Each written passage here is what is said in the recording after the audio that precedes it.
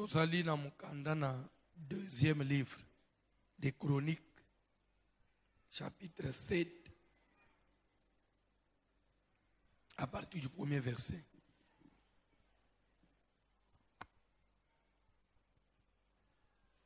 Deuxième livre de Chroniques, chapitre 7, à partir du premier verset. Amen. Prophétie bimi nzamba lobike jeune pour une dédicace et bande les 7. Les autres les quantième. Les 7 est en colonie. Je ne sais pas maintenant les 7, c'est-à-dire tout le monde dans bouton à l'élo ou bien bouton à lobby.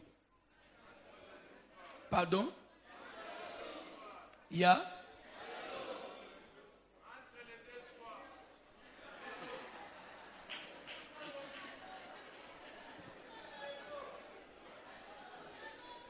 pardon? Nana zo balobi. Banane balobi le bâton le msep. Mais pour le bâton le msep kas. Banane balobi le lona bouton. Pardon? Maintenant les autres. Abstention. Ceux qui te lobby to bandangu lobby na boutou. Demain à minuit nde to bandangu jeune. Minuit vous allez les 8. Mais nous avons les 7. C'est que nous commençons à minuit aujourd'hui. C'est qu'aux il y a 23h59. Il y a l'élo. Minuit, il y a l'élo. Les 7. Nous sommes jeunes. Donc, des gens qui ont lobby, aux oli et aux omelette.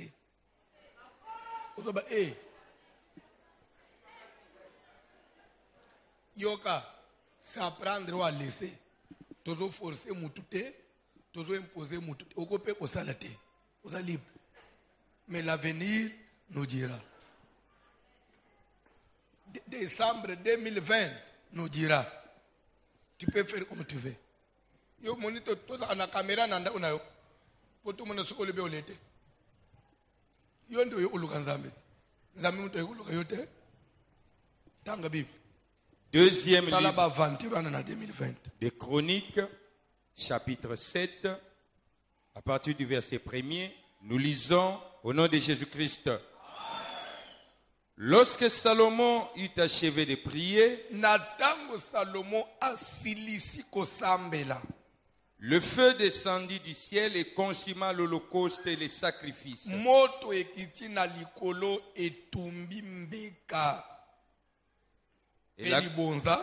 Et la gloire de l'Éternel remplit la maison.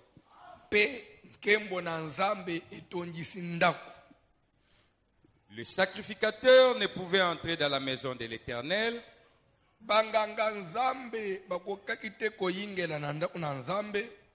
car la gloire de l'Éternel remplissait la maison de l'Éternel.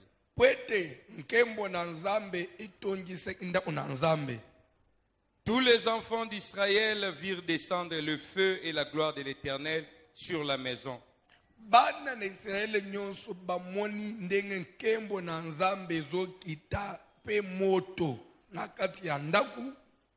Ils s'inclinèrent les visages contre terre sur les pavés, se prosternèrent et louèrent l'Éternel en disant: car il est bon, car sa miséricorde dure à toujours. Le roi et tout le peuple offrirent des sacrifices devant l'Éternel. Le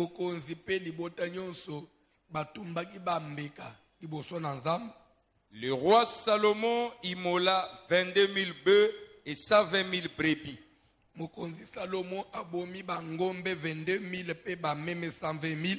Ainsi, le roi et tout le peuple firent la dédicace de la maison de Dieu.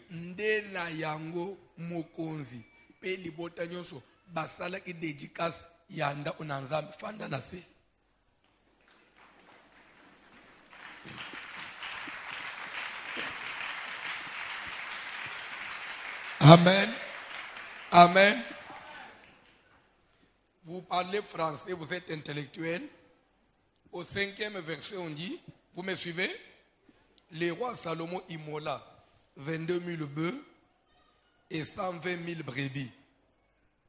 Ce que y a phrase ainsi, les rois et tout le peuple firent la dédicace de la maison de Dieu.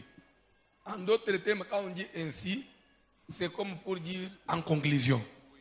Je crois que vous parlez français. Amen. Maintenant, ça veut dire quoi? Est-ce que quelqu'un me suit? Je vais maintenant vous poser la question. Par rapport à ces tests, du 1er au 5e verset, je peux maintenant vous poser la question. En tant qu'intellectuel, je voudrais que quelqu'un réfléchisse. Vous avez suivi la lecture. Ou soit, si vous avez besoin, je pose ma question. On peut encore lire.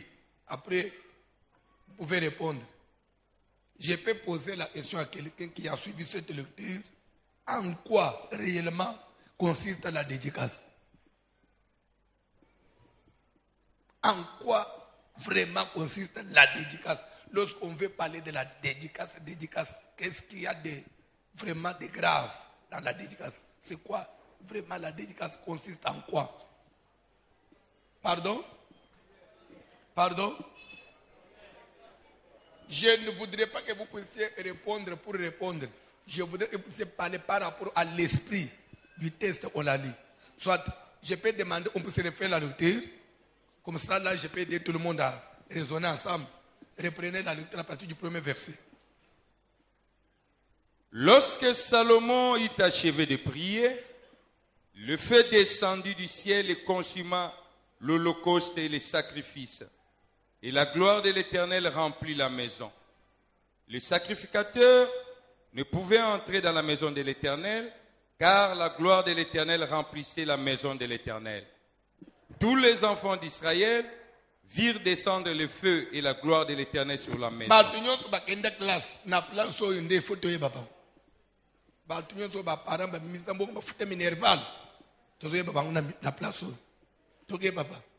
Ils s'inclinèrent le visage contre terre sur le pavé, se prosternèrent et louèrent l'Éternel en disant, car il est bon, car sa miséricorde dure à toujours. Le roi et tout le peuple offrirent des sacrifices devant l'Éternel.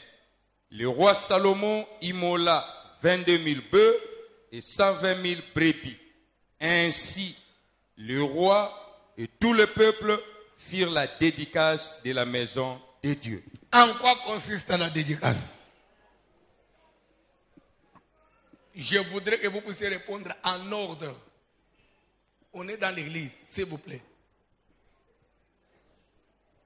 One by one. Oui, c'est. Pardon? La prière et les sacrifices. 5 sur 5. C'est ça la bonne réponse. Vous n'êtes pas dans la classe.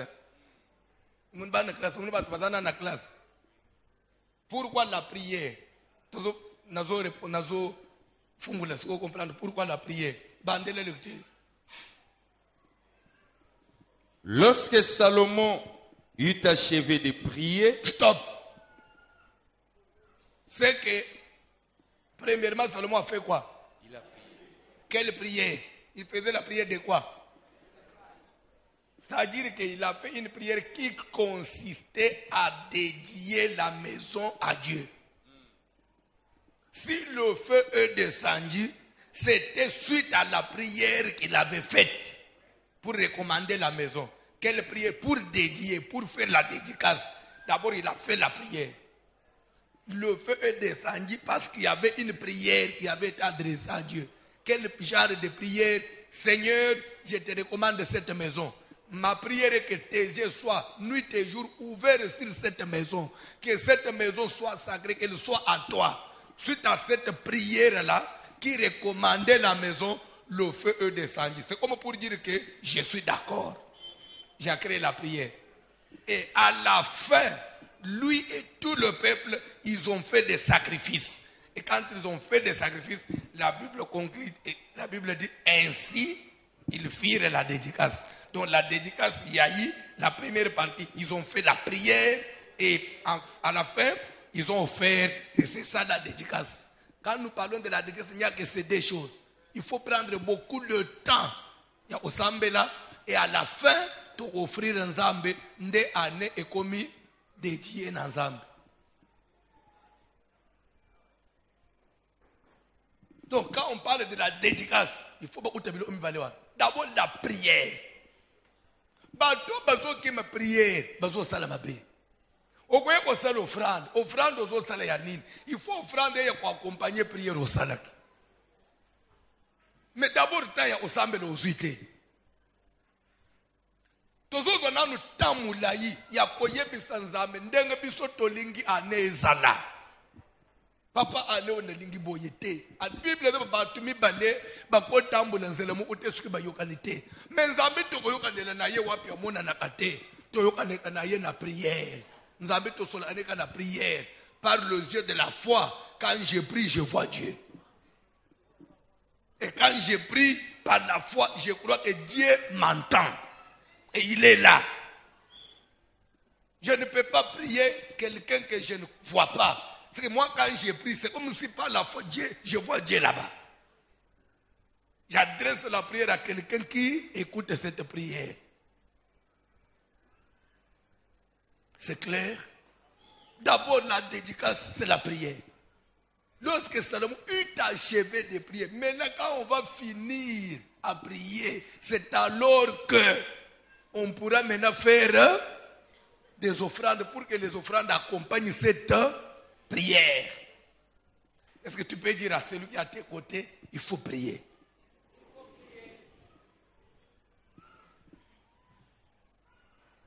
Prière nini? Prière nini? Seigneur, anem yango yebandi. Ba oyo yo linga ki ba kota te ba kotite. Na koti 2020 na makasi na ngate. C'est parce que toi tu l'as voulu. Okome mangai na ne 2020 te sango na projet na ngai. Bandeko, edana ba bébé bakufi. Mwana ya bébé akufi na 2019. Aza bébé. C'est que bébé wana le ibiso na masumu. Biso to leke na bolam. Bébé ba inonsa bakufi. Ngai na yo. Ba mikolo tozana makambo amabe tokoti. C'est que zana effort na biso te. Ezana mutu adesida kake mutu akatisa kotane mususu. Mutu aneza nzambe. Nzambe na bolingo na ya salike ngai na yo tokota. C'est pourquoi on même les rebans ne se pas foutre mi pone au sambela. Babandi ko le car il est bon. Ils ont d'abord reconnu la bonté de Dieu. Mon frère, et dans le loko ele kibola mon nzambe te na vinde to tambola. Ce que nous sommes aujourd'hui, c'est la bonté de Dieu. Est-ce que quelqu'un peut dire car il est bon? C'est pourquoi na sepela analo yembo moko ya lingale no baka nzambe malamu webilo yembo na bato yemba na lo yenge me nzamba za malamu papa tindelanga na nzambe malamu. Je voudrais qu'on chante ensemble parce que nous voulons vraiment tokomisa na bonté ya nzambe car il est bon. Bana ni sele bango ba yemba ka una kiebre Bible le bela una français biso ko tozo yemba una lingala parce que toza ba congolais. La bonté de Dieu. Je voudrais que tu sois concentré là où tu es. Nous voulons chanter seulement car il est bon. Mais la lingala sigoy.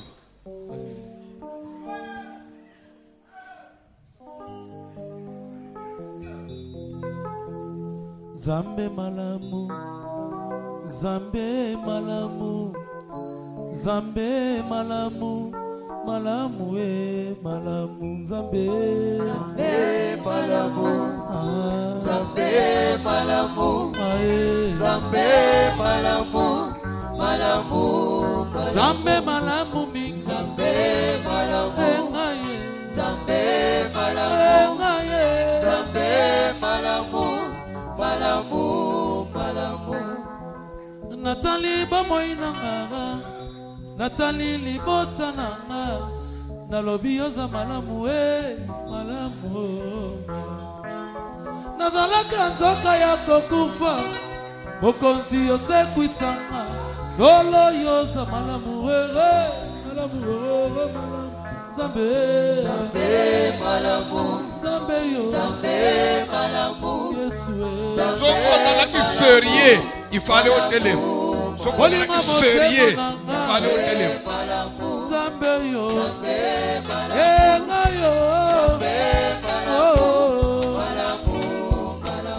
oh, Yesu bolingo, Yesu bolingo, Yesu bolingo, bolingo bolingo, bolingo na yeto ninga motema, yango na yembi na nzebo, Yesu yone bolingo, bolingo, bolingo, Yesu, Yesu bolingo, oh Yesu, Yesu bolingo, Yesu bolingo, bolingo, bolingo motema na ngai, Yesu bolingo, oh Yesu, Yesu bolingo, Yesu bolingo, bolingo, bolingo, bolingo na yeto ninga motema, yango na yembi na nzebo, Yesu yone bolingo, bolingo, ebele bakufi na 2019, lokotisi nga na 2020, na efore na nga te, bolamu na yo bolingo, Yesu, Yesu bolingo, Yesu yo, Yesu bolingo, yo, Yesu bolingo, bolingo, bolingo motema na nga, Yesu bolingo, oh Yesu, Yesu bolingo, oh Yesu, Yesu bolingo, bolingo, oh yema elonga na nga yo kumama, elonga nango kumama, yone makasi na nga yo kumama, makasi nango kumama, yone bomoi na nga yo kumama, Yesu, moi nango kumama, yone esengo na nga yo kumama, esengo nango oh kumama, yema elonga na nga yo kumama, yo elonga nango oh kumama, yone elonga na nga yo kumama, elonga nango kumama, yone bomoi na nga yo kumama, Yesu, moi nango yema kumama, yozali Nzambe, Yawe kumama, Hallelujah, Yawe kumama, yozali Nzambe, Yawe kumama, na plere, Yawe kumama, yozali Nzambe, Yawe kumama, yozali Nzambe na Yawe kumama, yozali Nzambe, Yawe kumama, yozali Nzambe na Yawe kumama, ulonga wena malonga shabana wa Yesu wani Yawe wani kumama, Shilobo chani me Yawe kumama, Okala mai maso Uluga wena machunde Yawe kumama, Uluga wena machunde Yawe kumama, Uluga wena machunde Yawe kumama, Uluga wena machunde Yawe kumama, Ikalo ya mama sanshali na miso ya ya Alabe silinga Yesu Yawe kumama, Hallelujah Yahweh Hallelujah Yahweh kumama, Hallelujah Yahweh Hallelujah Yahweh Hallelujah Hallelujah Oh Amadia Yahweh Amadia Yahweh Amadia Yahweh Amadia Yahweh Oh Amadia mwana Amadia Yahweh Amadia mwana Amadia Oh Amadia Yahweh Amadia Yahweh Amadia Yahweh Amadia Yahweh Amadia mwana Amadia Ulama Ramadana Shabana wa Yesu wani wani Chulubu chani me Okala mai matoke Chuluga wena machunde Chuluga wena machunde Tiga ya mama sanshali na biso Manobe silinga Yesu Hallelujah Hallelujah Wamabele Wamabele Yesu Wamabele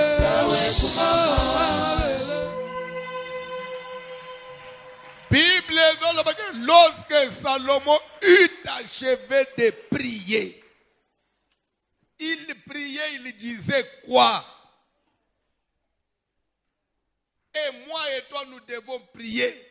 Nous allons dire quoi? Nous ne pouvons pas d'abord recommander l'année à Dieu sans d'abord reconnaître sa bonté dans notre vie. Et dès qu'il peut y avoir un projet bien pour l'année 2020. Parce que pe na ba moyen ya koselela ba projet wana. Mais ba kufi. Lere na zolo ba musu bazana ba morgue. Nani ba kunji bangu te. Ta musu bazozela ba famille nyonso ya musika ba ya. Ndiye baby misebembe. Yo nangai bandoki basali tout. Ba beti na masasi ya butu. Nzamba lobi elo ote. Ba oya kolakela mabe. Kozole kabo yebite balibe bembe na ya kufata kufa. Ba tuta ya tana mutuka. Nzamba lobi ba ututa ye na mutuka te. Ama tata na moto kota na sare mor nzamba lobi ba kota na sare mor te. Nzambe aboy. Nde yo nangai lelo toza na 2020 na janvier 2020 toza su na 2019 te. Même ozolanda nga oza na mboka nini ato belaki ata ba operaki ata ozangaki ya kolia ozangaki isika ofanda la vie eleki biloko nyonso toza no na 2020 na bato ya mbongo na babola biso nyonso na 2001.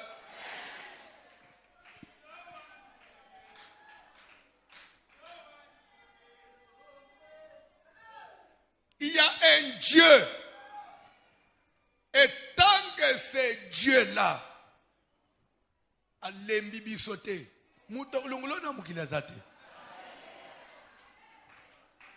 la Bible dit, si Dieu est pour nous, ata mama botayo, abike ye,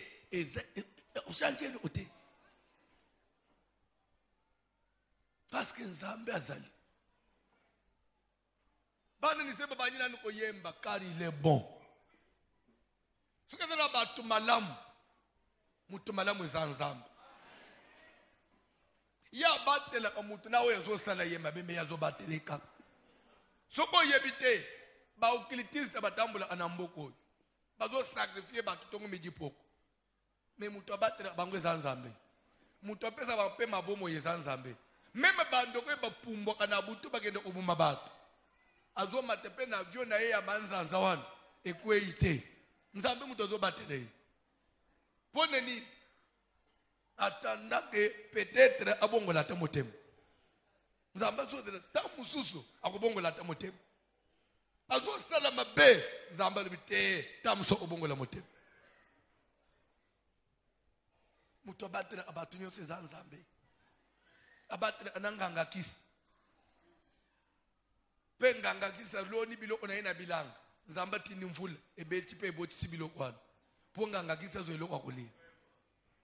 Satana mutotende yake mvula na bilanga Nzambe. Nganga kisi pe azola la zola basu Nzamba la musibiso lobi. Tokokoba kosala kisi. Nzambe pa la musiye po koba kosala kisi.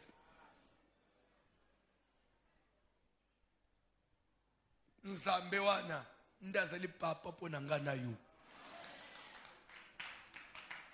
Lorsque vous priez, dites notre Père qui est aussi. C'est-à-dire que si Dieu, pour d'autres personnes, il n'est qu'un créateur, un simple créateur, pour d'autres personnes, un être suprême, mais pour moi et toi, Dieu n'est pas seulement un créateur, il n'est pas seulement un être suprême, mais c'est notre Père. C'est-à-dire, c'est lui qui nous a engendrés. Et nous sommes pour lui des enfants. Dieu est notre papa. Donc, à part qu'il soit le créateur, un autre lien qui nous lie avec lui, et ça dit que nous sommes des fils et lui, il est parent. Il y a les liens d'amour. Il y a papa Naban. Dieu, il ne nous aime pas seulement comme ses créatures, mais il nous aime aussi comme ses enfants. Un amour double. Nous appartenons à Dieu. C'est pourquoi il a jugé bon de nous garder et de nous donner le souffle de vie. Après, si nous sommes à casser dans les autres. Même période au Belak, et le qui se soit éteint. Ce qui se dit Isaac, Mobuto Odana Mabelete, et ça qui c'était. Et d'après na bana batu musu bazo ba kisi ya bien me bakufa ya yo. Ta musu badoza ngo bazo respecter te. Nzamba batili. Est-ce que mutoko beta na nzambe makoka bien?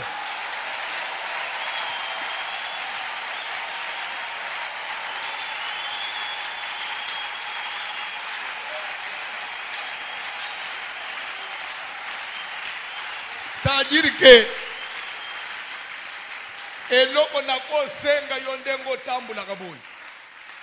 Eloko nako sengo ndengo ata butu ata moyi.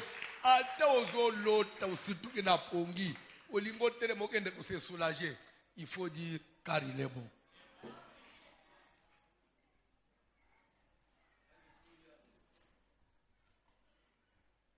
Nzamba zambala. C'est Dieu là. Oya batelingai. A permettre tokatsa tokota na neo. Muto kotio na 2020 edali mama leki oya loka kayote nda lobike na kotse na 2020 pona kende ko loka ye na 2021 muto kotio na 2020 eda muto bunjisa kayote nda lobike na batele ye comme ça ti 2020 pona bunjisa ye te muto kotio na ne eza mutu mususu nzamba meminga na 2020 po bando ko bayiko loka ngai te année 2020 eza bando ipo ba loka ngai te edeli année ngai na nzambe to sala makambo minene. C'est pourquoi nous devons prendre le temps maintenant de dire quelque chose à Dieu concernant cette année. Ongaina yo nzamba kotibisu. Edeli année nzamba kotika maladie dominé dans notre noté. Faut tout dans nzambe o même nga 2020 pour na banda ko belle donc o même nga pour maladie aux place. Edeli année ya ba échec. Année o obande suna ba échec te échec dans la place te nde prière to so sala nde ko deja ne yanwa ko deja ne da te nzambe na deja ne oy nzambe na deja ne te ozo définir comment année sengela ezala mais botanga ka bible les Salomon ozo se le prière à dédicace du temple de la maison mais il a défini la maison il a dit ce qu'il lui voulait concernant la maison. Qu'est-ce qu'il avait dit dans sa prière? Cette maison que moi, Salomon, ton serviteur, na tongelio. Ata muto kozala ya mboka nini. Même bikolo en alliance na yote. Et que aye, ata za musika balusi misu na tali na ndakoi. Di au-dessus exauce.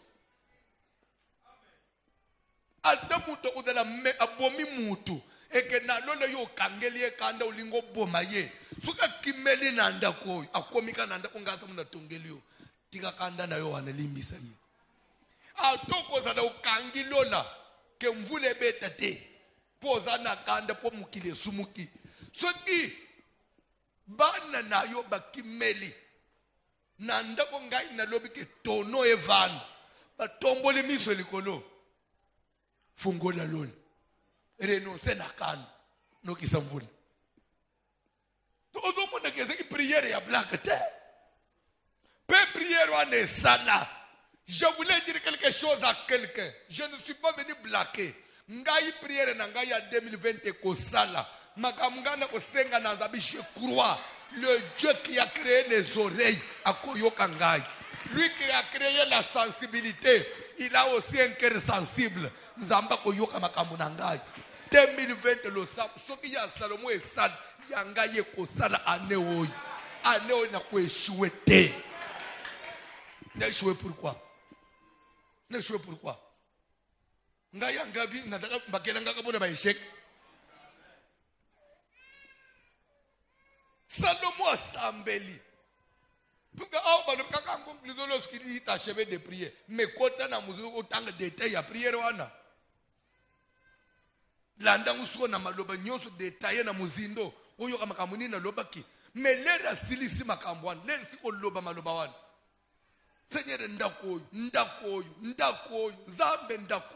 nzambe ndakoyo na yebike ofanda kana banda kwetonga bana maboko abatu te mais à cause ya musala ngai na salelio kombono ko fanda penza mba fanda inanda kwa.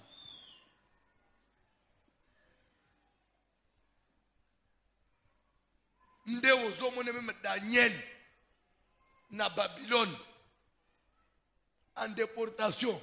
Pe à l'époque il y a Daniel ndako wana basiba bukango.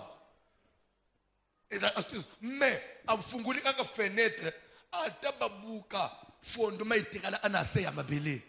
Atale aserve na fondoma kaka wetikala na sa mabele. Abeti prière nzamba sali.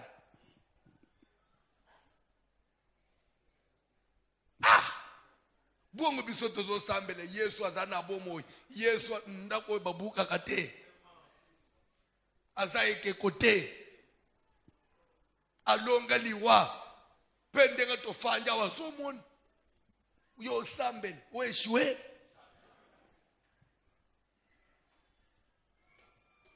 Daniel a zo bête prière fenêtre ouverte en direction de Jérusalem. Mais qu'est-ce qu'il y avait d'important à Jérusalem si ce n'était que le fondement du temple?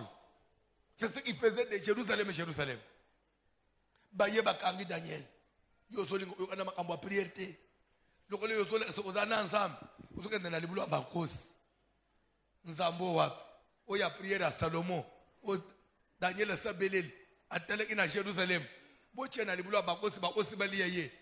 Babwaka Daniel na libulu abankosi. Bankosi ba protéger ye. Bankosi ba komisa Daniel muninga na bam. Mais nyonso, ça ne va pas seulement de la prière de Daniel, mais de les résultats, il y a l'ensemble, il y a dédicace, il y a Salomon, et Salomon a sa koufa. Nazana besoin de la prière yake. Mukolo mzuko kotela olani ozo yebelo ote. Mais moi non za soki wap. Malere linge komele ye me yo yakolal. Mais l'ensemble ezo sale me yo lal. Na 2020. Et je loue Dieu. Je loue Dieu. Non, Dieu nous aime. Nous avons le que dédicace à 2020 et que en 2020 nous avons payé nos bonus. À part 2020, nous avons ici 2 ans et 3 ans. C'est-à-dire que prière de tous les lélo, ils ont couvrir l'année 2020, ils ont couvrir l'année 2021. Ils ont couvert l'année 2022. Ah, papa. Ce que yo, ngaina, na milungu na prière à boy. Prière, ils ont couvert 3 ans. Papa, nada attend pour prière, ni nous avons salué couvrir 3 ans. Yebi sabato bazo qui me prière que bazo miloka.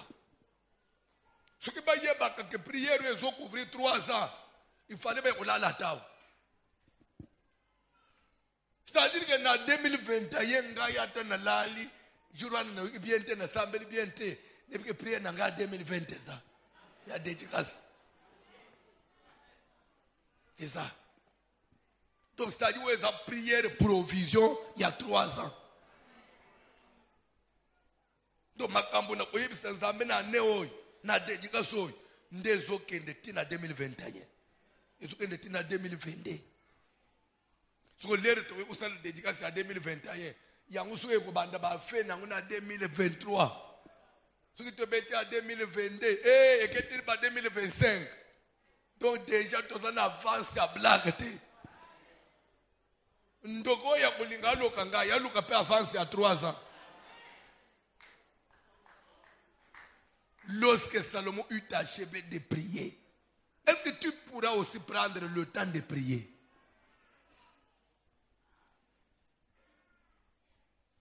Dédicace, dédié, recommandé. La chose à l'Éternel, afin que cette chose puisse revêtir notre caractère, un caractère sacré, que la chose devienne mise à part et comme une importance moko sacrée et comme l'autre moko même tonganga ko sakana nangote. Année 2020. Ils ont année sacrée. Année nzamba zo kota nakati.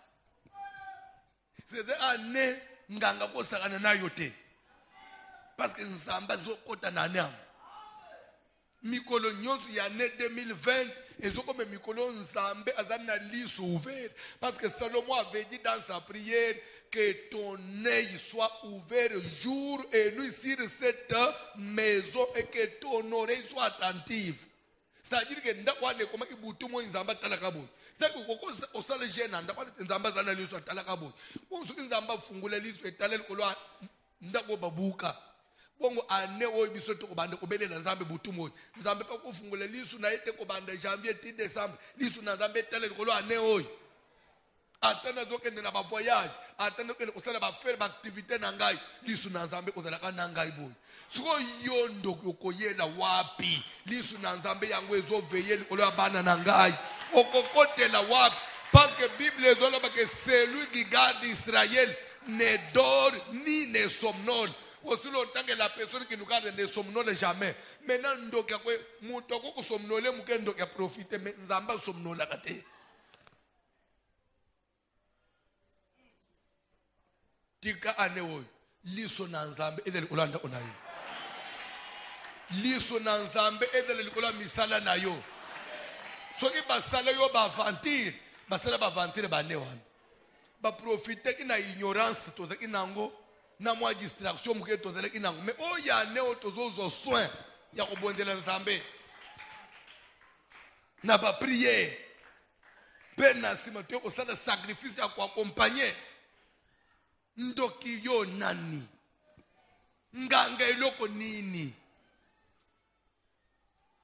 C'est-à-dire que soko banga kabandoki pone 2020 longola ko banga bandoki ala sire ngai que en tout cas o banga bandoki na neote koloba ya muno kote parce que zali ane tozo sala marche na nzambe. Nakole belo omoko. Place of fanjolo komono zolo baki. Bongo bane wana pe to sala pe ka dédicace. Ala ba pe ka boy. Boni na nzamba sala. Nakole pondro. Nakole pondro. Ba dédicace nyonso to sala esimba. Tunanga koma. Soke simba kate. Yo nangalelo to zana bomo pe to za bien. Ba mususu ba kufibiso to kufite. Vous avez dédicace simba kate. Ba musu ba kufi biso to dana bomo. Dédicace ya biso simba kate simba kate. Poso ke simba kate mbele to leka na bane wana. Ngai nanda kuna ngai to dana bomo. Naikli ngomba ya kalembelem to za mbone santé. So boye bisanga ke dédicace simba kate. Kalembelem bezo matase ko mata. Vraiment papa.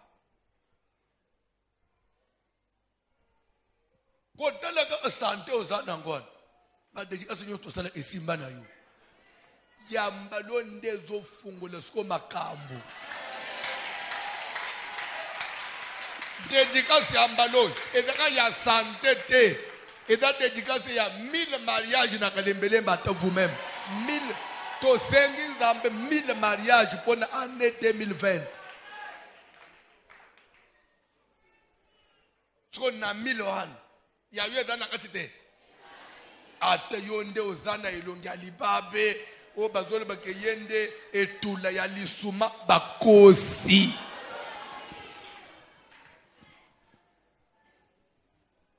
dédicace ya 2020 ya kulungwa makolo dédicace ya kulungwa makolo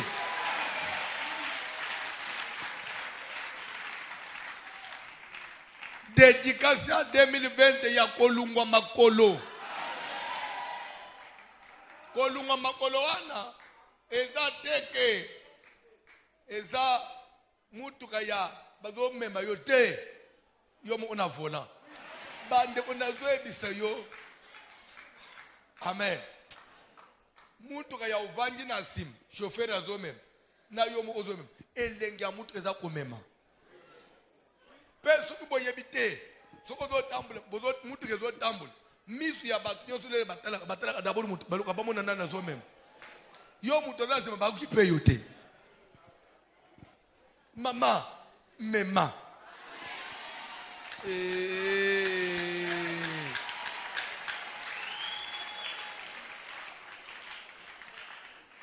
Mi kotela oto eko l'avant. Dere mutu kezoya e banda te o tuti nano avant maîtriser te ça lo maîtriser.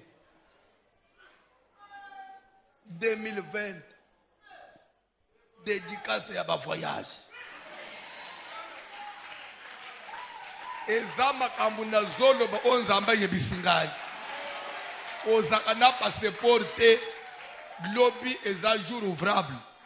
Kende na affaire étrangère lobby tu n'as pris un passeport tu n'as pas ni ba papier ne sengele nazala na pone ozo passeport au plus tard samedi bimisa passeport.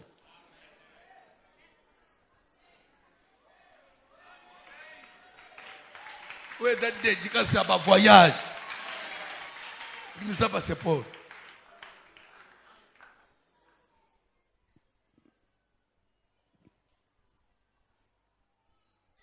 Fungula compte bancaire. Lungana bilo ya ubomba mbongo na ba téléphone.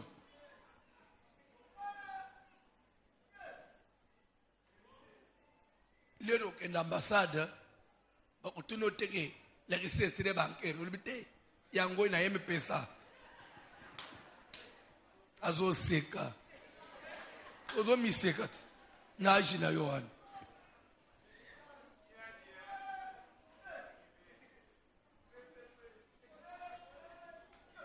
Donc, il y a beaucoup de gens qui ne peuvent pas demander un compte bancaire.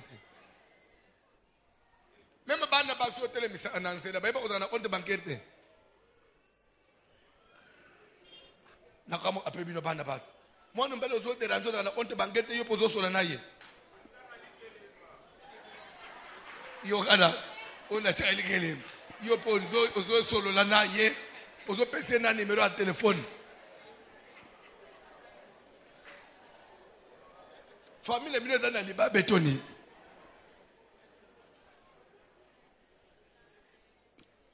Ceux qui m'ont pas les autres bandes de solutionner à un compte bancaire. Ce qu'on a dit, c'est le Bossolang. Le Bossolang. Vous avez ventilé le Wanazélang. Moutuna de Bosso tourné à un compte bancaire. Moutuna mi balé à un passeport. Sur Azana, vous avez dit que bande de lois tambote au Pesangate.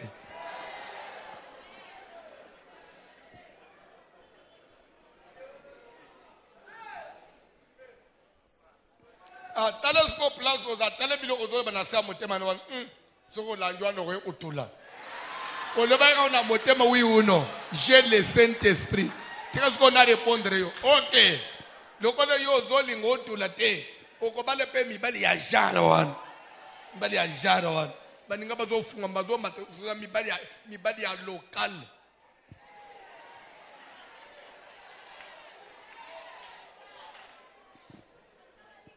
Mariage local.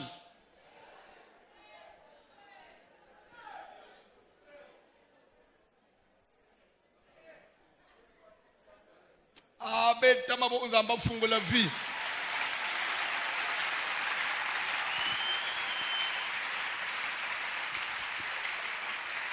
Tika année 2020. Zamba solo makambo minene. Zamba tombola yo. Zamba pambola yo. Alléluia. Ogoyoka makambo na lobia. Lobi ba bimisi angojo. O pasteur na bina fingi mibali ya local. Bazuye batako te ide o takite. Togi paka bango te. Togi paka ngote. Au contraire, bazo tele publicité to mata to yebana. Ndelo opezola esake votre pasteur est suivi.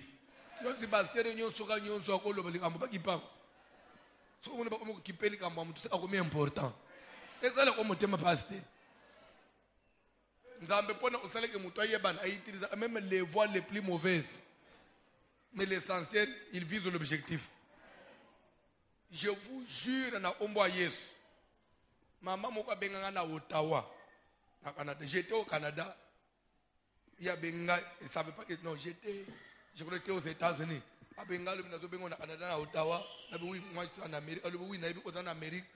Ngai na yebaki yote. Muninga moko na musala. Ayeli ngai ke yo pasteur yo. Ta makamba sali o suke o yo mo basale ya suke mo sai longi mabewan. Tala ndinga bina bas.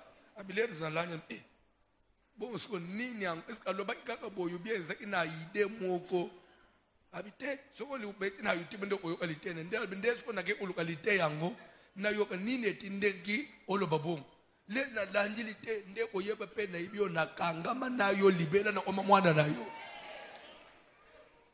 après apesenga na code ndede bisu inde ko yasala ko ojo ya kukritike ngade ngana zwa laro na sa motema ko asala mususu ko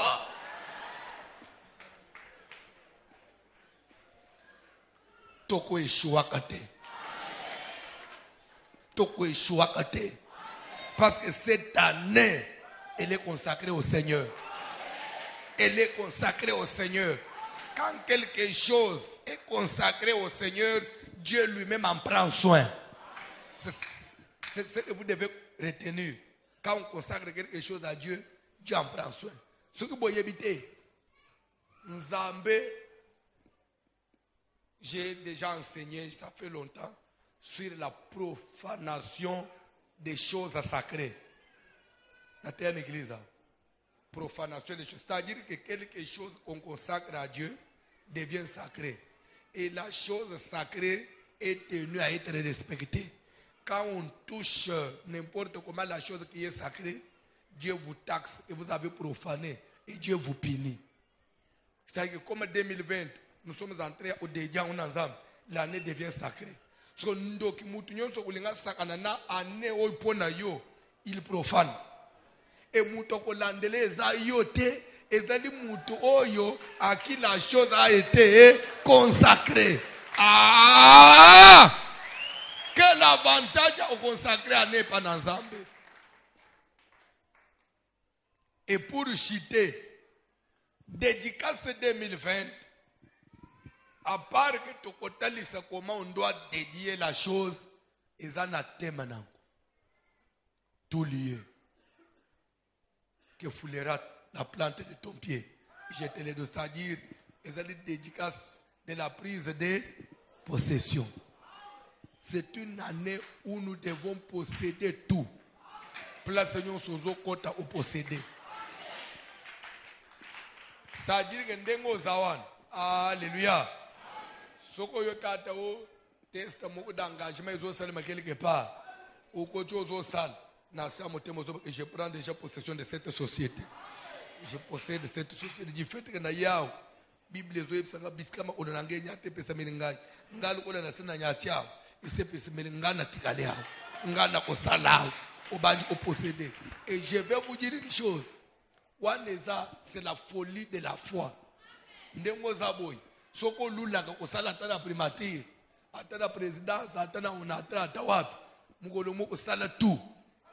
Kendeka na primature sala tene to yokotala mutu soka ba célébrer ba audition na kati obandi ko prendre possession. Je prends possession de la primature parce que notre promesse n'est pas que bisika nyonso ko sala pese melino bisika makolone ko sala nini enyat yo sala ka ke foro nyat kende ko lukate na yo luka directeur ya ona le fait ko tika na atwan je prends possession de l'onatra ngana ko sala obandi ko déclarer.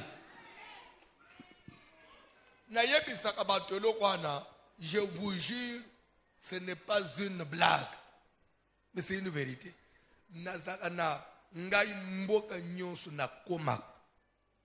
Lobana sepela na mboka wanate. Alléluia. Alléluia. Mais ngai na kitika na mboka na luli mboka wana.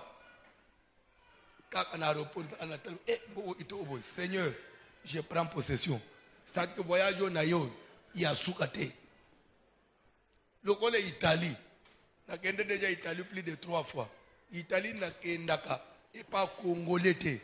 Bah il va mindel. Mundela liboso invite ngana Italie. To sa anayi suna ba faire te to bebana na ye. Ko bebana to so na tembo. Marché wan contrat wan esila. Je ne travaille plus sur ces histoires. Mais deuxième fois, troisième fois, d'abord mindel musuba muba ikulukanga. Non, est-ce que tu ne peux pas venir chez nous? Pendant que bangunde ba futa hôtel, bangunde ba zoaka restauration, ba zoaka nyons. Parce que quand bala liboso na kenda kana sepela mboka ngo kimia boy. Seigneur, je prends possession. Ndenga na ye boy. ezalambala sukate nzelo efunga amapona libele atana nande kunate yonzambo uyebakane kubantu usala ponga isukile ukaposi akoya. Alléluia. Denye ma ba mindira ngaba ilisuba zo yebisanga me nous voulons t'inviter oya na Venus oya mena madame Venus eza somwe oya ukende na plage olia utambule uzoka meta ya pasteur uzo travailler mingi nous-mêmes nous prenons en charge ça il faut déjà na quand attendez zo permettre parce que j'ai pris possession. J'ai pris possession. Alléluia. Alléluia. Kola pambula mutumoko. Kola pambula mutumoko. Place nyons. Dans le belo omogo. Ça c'est entre nous. Ana lo bato na lo bate. Umoni ndengo za aboy. Mobali ya guna yo. Soko sepeli na ye. Bande ozo possession na ye. Seigneur, je prends possession de cet homme. Je prends possession de cet homme. Soka zo tambul akanisaka kakangai.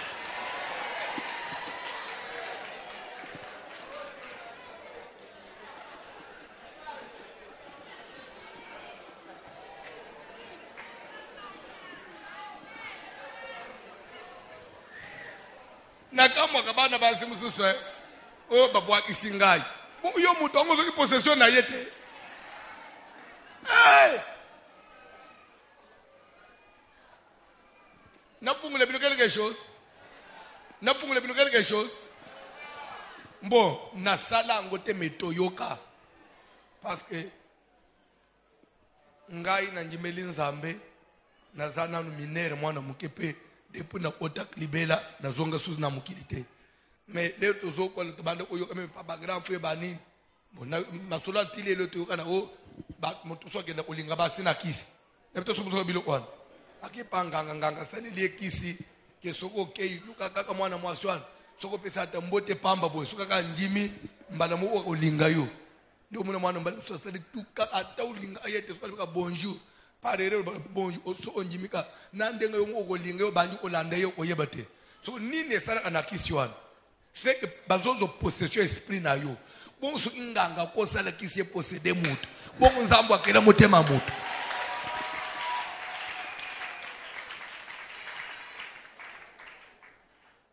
Un frère, la prise de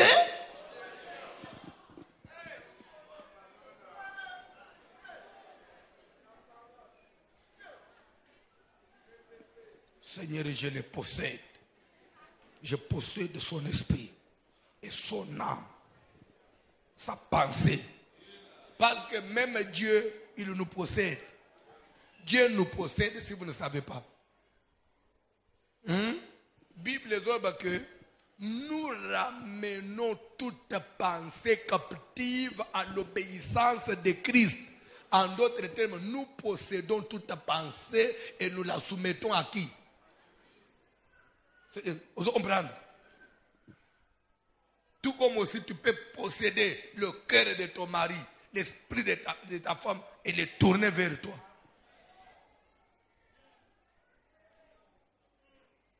Nako fongo la maté si la prise de possession. Matteo somono.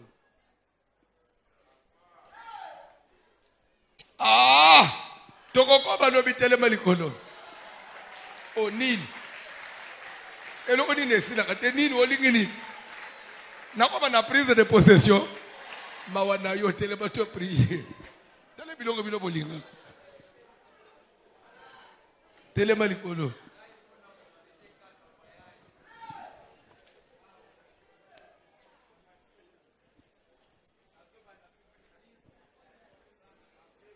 Cantique, s'il vous plaît. Cantique, s'il vous plaît. Jésus. Nabeta kalisolo wana. Bato ba comprena ka unte bozo angulo ko la blague. Tele maka tele meza mukuse. Ulinga uvanda trobonga mtu na temende na bomaki Yesu. mbala liboso na ngai na yebana kina mutu na Canada te ni ndeko na Canada ni connaissance ni relation ezala ite moi bureau na ngai ya mukeze ina no place wana na 2009 na 23 na bayine toza ina service na uti deja nda unaye na zo medite pona kotana bana ute mon téléphone Airtel za numéro akala ezo sonner na yambi une fois ezo bimana musika numéro enkoni allô nous cherchons pasteur François na c'est bien moi yonan oyebi ngai te on vous appelle depuis Montréal na Canada ezana mundimi na toza ba pasteur mundimi na biso moko ayaki kotala famille na ye so famille na ye basambela epano ba memakiye atepele ina matie na yo ezai période à liboso na te premier enseignement sur le mariage avant même communauté a sérété na teki et j'avais même fait un livre moi j'avais prêché sur le mariage et la délivrance mais a sérété la délivrance dans le mariage le mariage et la délivrance c'est le même livre Matthieu wana nde frère wana pe assistant ka dimanche moko asombi CD akena ngunde ayo ici pasteur Pierre ndeba pasteur ozotebo to bengisa ye na miluna biso nde batuni ngai est-ce que ko linga to tindelo invitation oya yo ko répondre ni ne bisibango potinda OK otindele biso ba coordonner na yo to otindelo email na biso otindele biso ni na passeport lobi nango na moni batindi na tindeli bango 2 semaines après 3 semaines na moni bato à DHL ba yelinga invitation prise en charge tout et tout na se renseigner ce que je dois faire na kei na déposer na consul pour ambassade à des akaote za consul les dossiers se traitent na tangwana na Nairobi na tindi il faut les 21 jours après nous babengi ngai bazo bengo à partir à consul à ambassade à Canada tu peux venir prendre ton colis na kebo ba pesinga enveloppe akake vimba motema na ngai betite na boy ofungula na etia na fungula na bimisa a passeport nanga ba pesi visa ya 6 mois entrée moko na bengi ba onesi bango mo j'ai eu mon visa OK pasteur félicitations somba billet yo moko yako biso to ozongi saba kamunyonso webisa biso osombi billet jour okoya asombi pe bien na pesa bango programme na zo avion na kei na kitina Montréal ndembala libosombo nasina kenda kiba États-Unis Europe na kota Canada avant Europe mais États-Unis nasina kenda na États-Unis pe na bando kenda na été na mona nanu neige mais les nazo ita na avion na moni bilo mo pembe ba na tunu ombo mobimba ba construction partout ba zelo a pembe ba bombi wana na avion kimboka tielo o mabeza bo se kangaite na kati de solo bo bien bo sérieuté siko na zeki président na tuni na mutu na ufina ngana motema bo ba zelo c'est que bazotonga partout ana zelo a pembe bo le tokiti na bimi na avion nde na yo chambre froide kosa nini oyo toza wapi le to bimi libanda nde na moni bato basimbi papie moko bakoma pasteur François Mouton na tabu c'est moi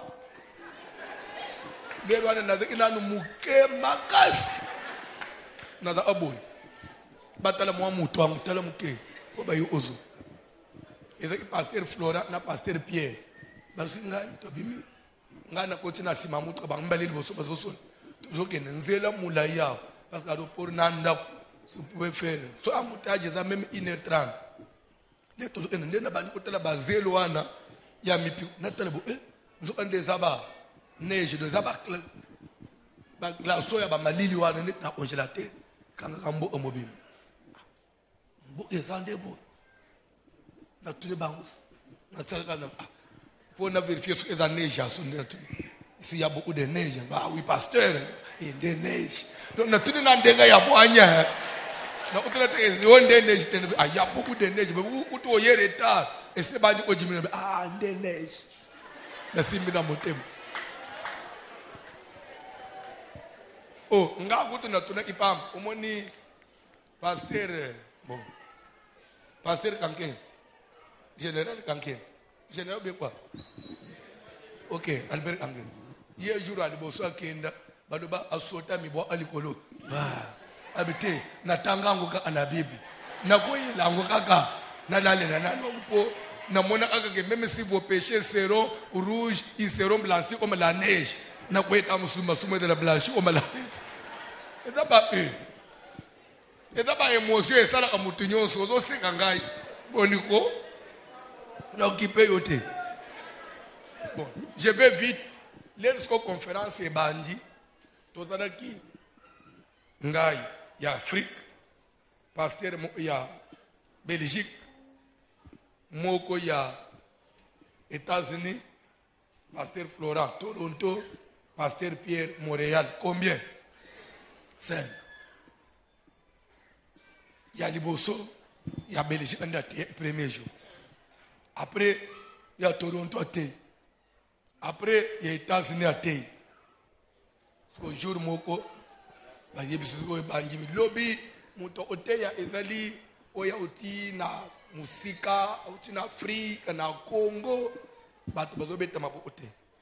Pour ezaki, lobby to oyamba muto oteya le vient des États-Unis, azo uta na États-Unis, de New York, bazo le bakom, oya azo uta Belgique, bazo na boy, ce que balobi Kinshasa, na Congo, na Afrique. Tanaka bato akuna suko bavimba ni Afrika pa kuya sunani na tala bangote so to ko taba okipe ngai te na tala bangote na sa motema la ba mabele onga na nyati mabele oyo je prends possession so to ke na ndele bikaka kana do ikombi yangai mabele oyikombi yangai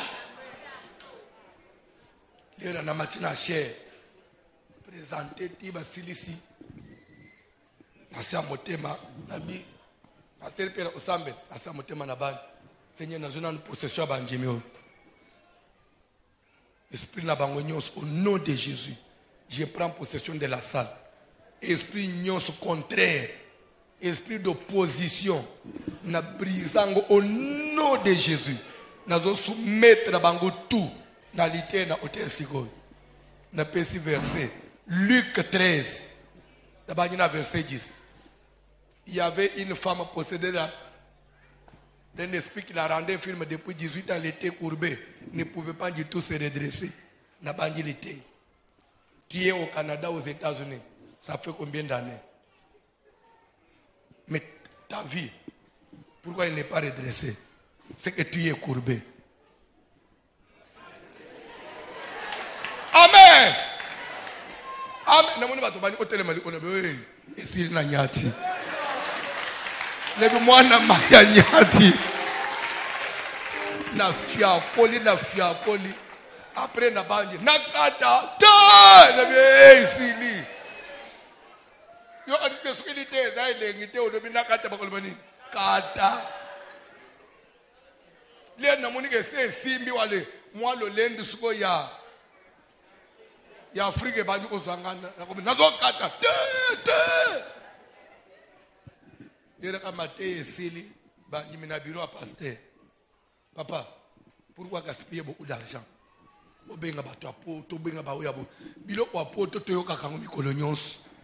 avons besoin de cette parole qui vient de l'Afrique. Dès lors,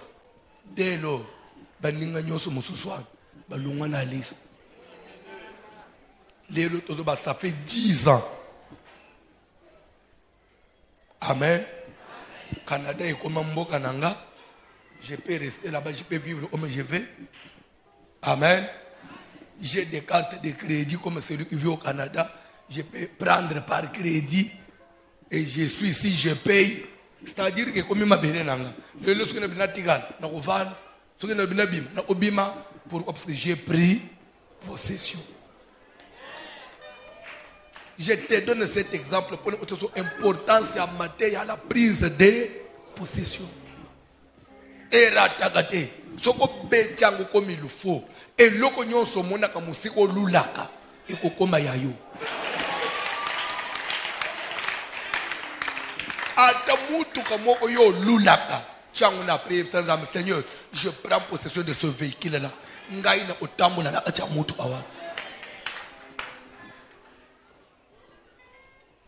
Tout dans ce monde est dirigé par l'esprit. Et les physiques viennent après. D'abord les spirituels. Il faut apprendre à posséder la chose spirituellement.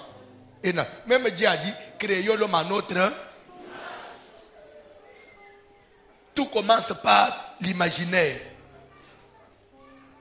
Nazana besoin de son option cantique. Vous allez prier aujourd'hui. Oko échoué na vite. Dis à Dieu. 2020. Ezalandengeni. Ezalandengeni pona yo. Ezali année.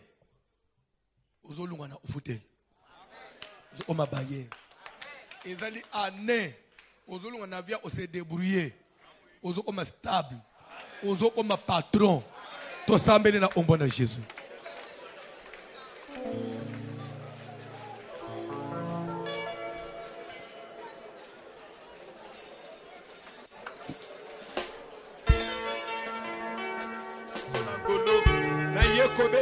Dans la prière.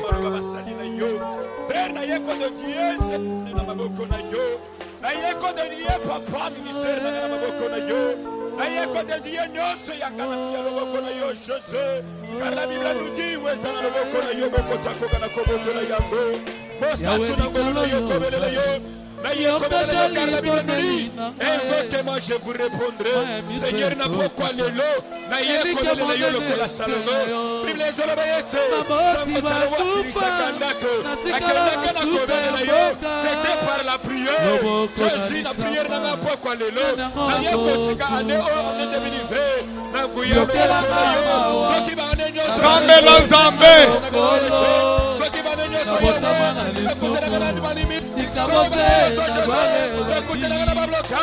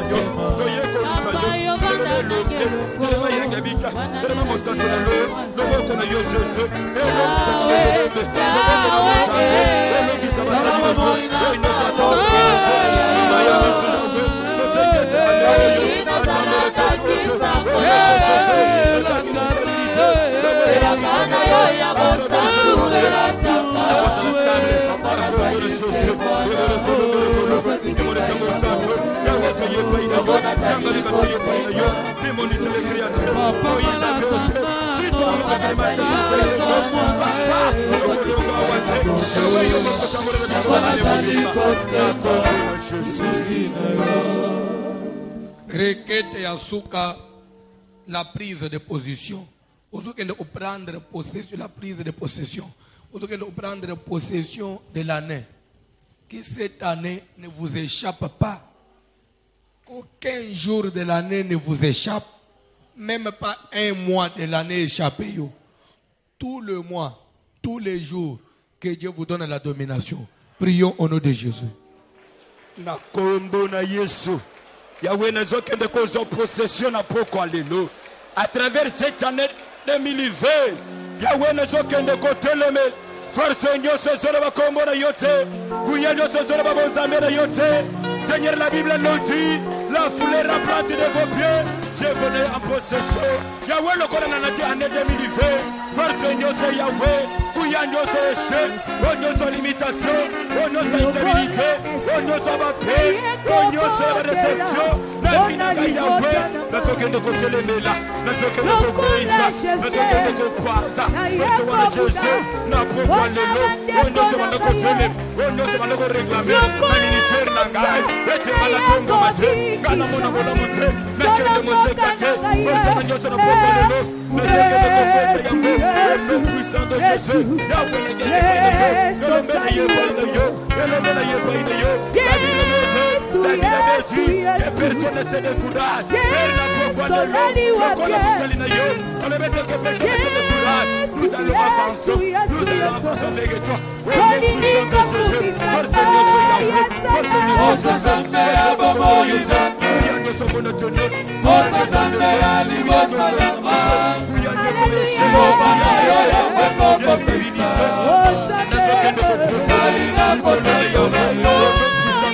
Jésus. Force nyose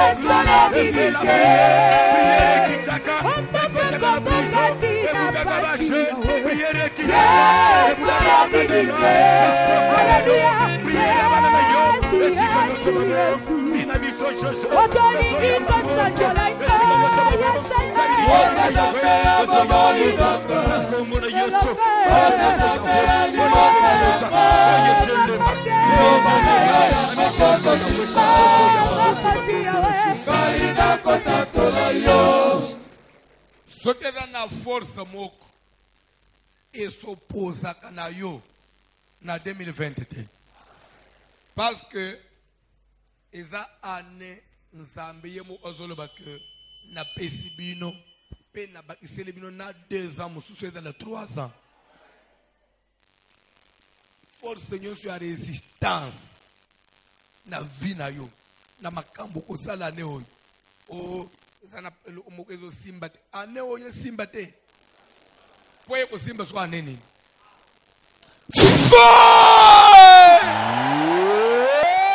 loba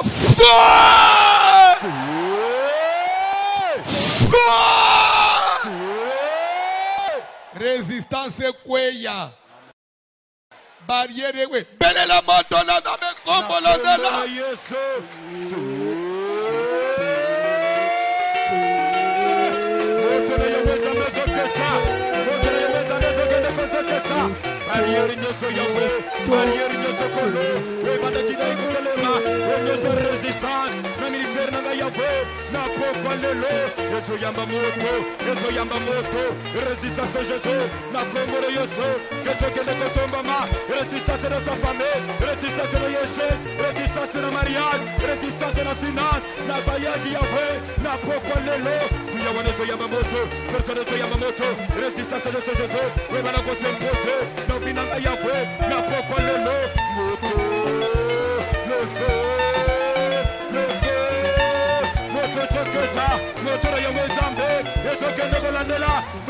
Dans la prière.